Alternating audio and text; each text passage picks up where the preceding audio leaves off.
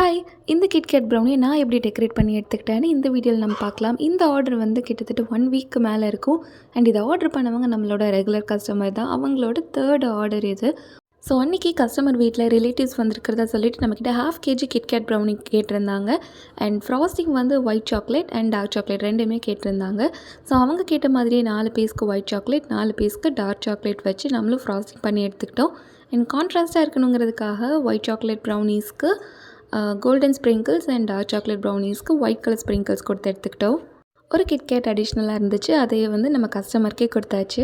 Customer சாப்பிட்டு பார்த்துட்டு ரொம்ப நல்ல ரிவ்யூ கொடுத்துருந்தாங்க. சொல்லப்போனால் இந்த வீடியோ அப்லோட் பண்ணுற இந்த டைம்குள்ளே அவங்களோட 4th ஆர்டர் கூட நம்மக்கிட்ட ப்ளேஸ் பண்ணி அதையுமே நம்ம கம்ப்ளீட் பண்ணியாச்சு.